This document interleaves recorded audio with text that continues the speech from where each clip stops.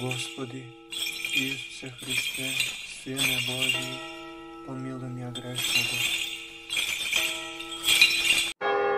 Junčite moji, i sve što je ugojeno se zaklani, i sve je gotovo. Dojdete na svadbata. Во името на Отецот и Синот и Светиот Дух.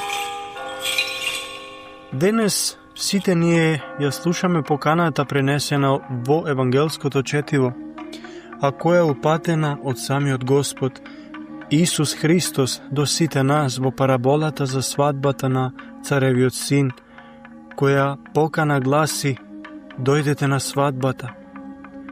Оваа покана не би била необична ако таа нема длабока смисла и ако таа не бара свое толкување и објаснување.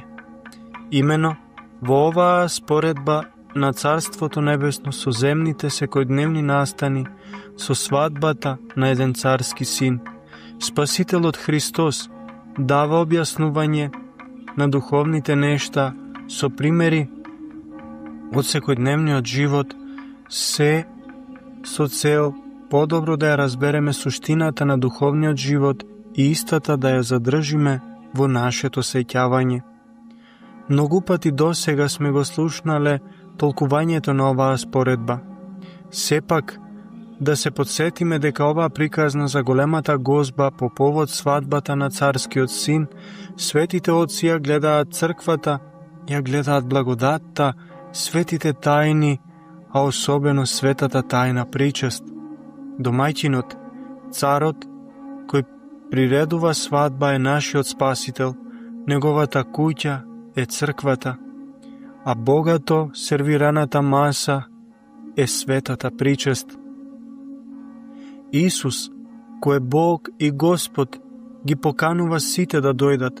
Ниту еден домаќин во светот не е во состојба да понуди нешто повеличенствено од Христа, кој со својата човечка и божествена природа е леп и вино за нас, леп за вечен живот и вино за бескрајно блаженство. А на свадбата, на која сме поканети, Он на својата маса ни го сервира непроценливото богатство на својата благодат.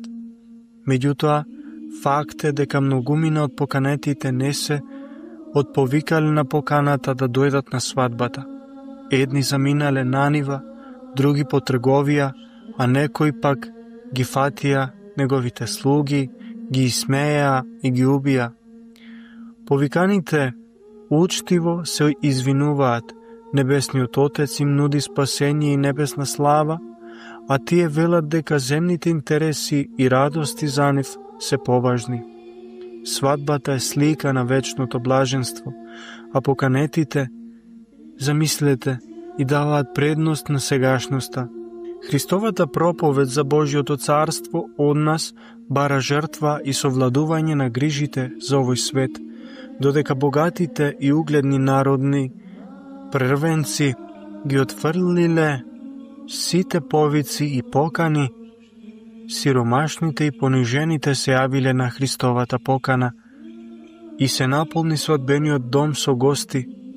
Господ, домајчин, кој најнапред го поканил јудејскиот народ на свадбата, но бидејќи тие покани биле упорно одбивани, поканата за спасение им е упатена до сите народи во светот.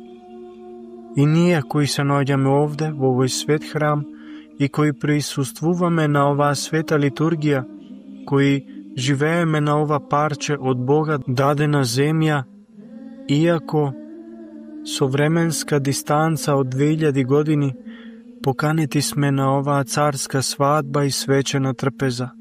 Сепак, животното искуство ни сведочи дека кога одиме во посета кај своји драги пријатели и роднини, внимаваме на својата надворешност, на својата облека и однесување. Се запрашуваме ли сега што ќе облечеме, ако одлучиме да присуствуваме на оваа свадба за која добиваме покана лично од Господа Исуса Христа и каде трпеза е лично Он преку светата причест.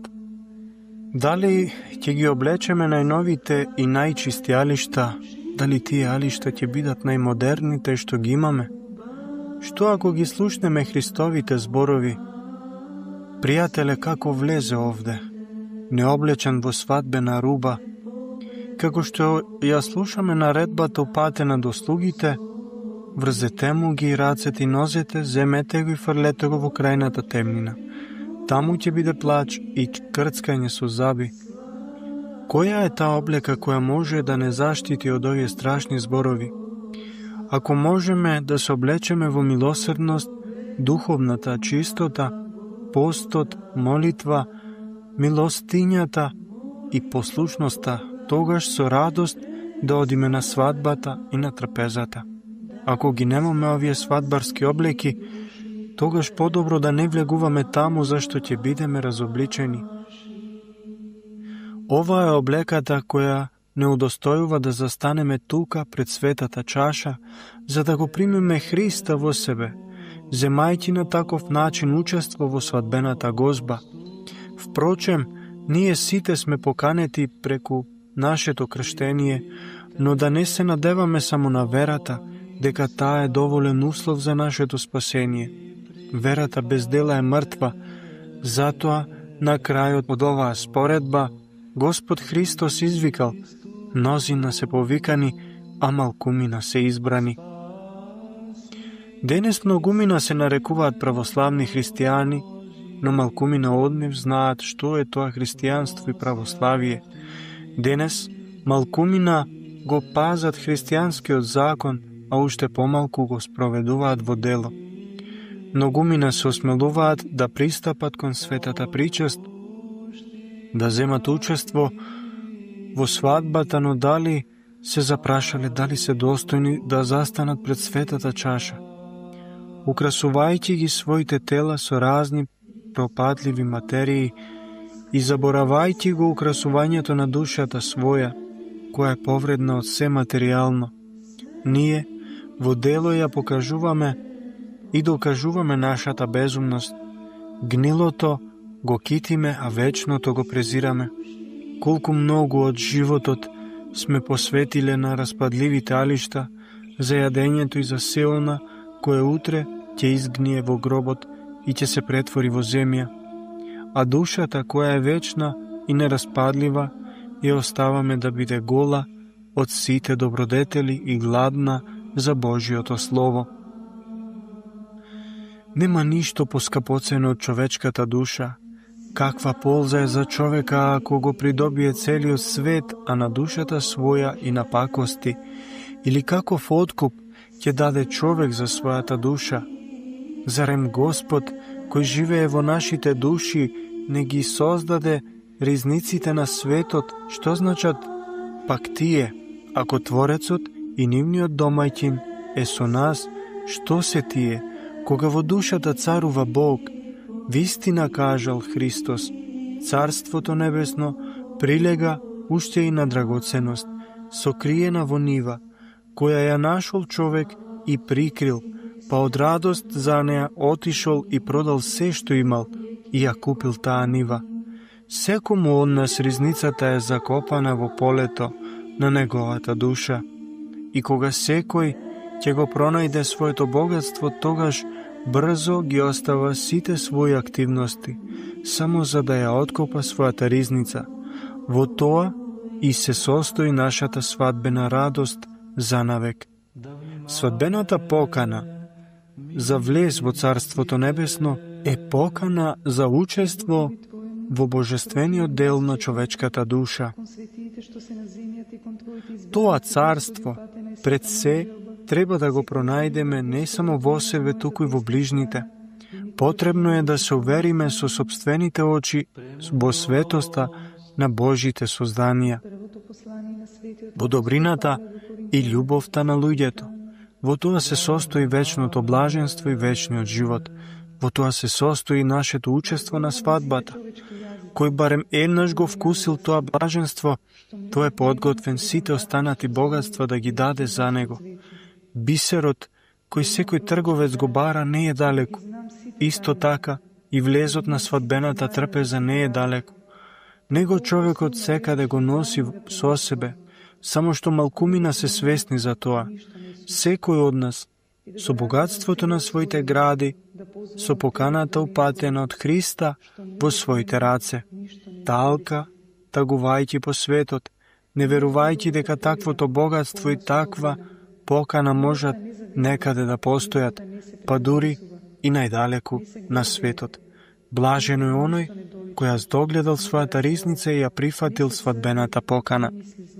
Факт е дека ние луѓето сме сите паднати во грев, но ние сме како глинени садови исполнети со сјајно злато. Надворешно сме поцрнети и извалкани, но внатрешно сме заслепувачки, светлозрачни. Ако на човекот му ја соблечеме облеката, ќе го здогледаме неговото тело, кое е подложено на искушенија, болест и смрт. Ако го облечеме и телото, ќе го здогледаме дебелиот слој на гревови, кои, како реѓа, ја нагризале душата. Но, ако од душата го соблечеме и овој трулежен дел, тогаш во нејзиниот центар ќе го догледаме ангелот чувар, а токму тука е таинствениот свет храм, кој блеска со небесна убавина. Во него пребива Светиот Дух. А ако некој од нас денес ја свати својата улога и назначување на земјава, ако го здогледа својот скапоцен бисер на своите гради и ако одлучи да ја прифати Христовата покана за влез на таинствената свадба, веднаш нека исповеда: јас сум свесен дека не сум достоен за Твојата посета, Господи, но Ти си ми го пружил најголемото блаженство. Ти си ме преродил со оваа покана. Со ништо не можам да Ти се одолжам и гол стојам пред Тебе. Но изобилството од радост кое го носам во себе не можам да го сокријам. И навистина нема поголемо блаженство за нас, отколку да се прифати Христовата покана и да се жртвуваме за живата љубов. Радувајте се и радоста ваша никој нема да ви ја одземе, зашто нема граница помеѓу небесното и земното. Таа радост за секогаш нека биде со вас. Амин. Господи Исусе Христе, Сине Божи, помилуј ме грешного.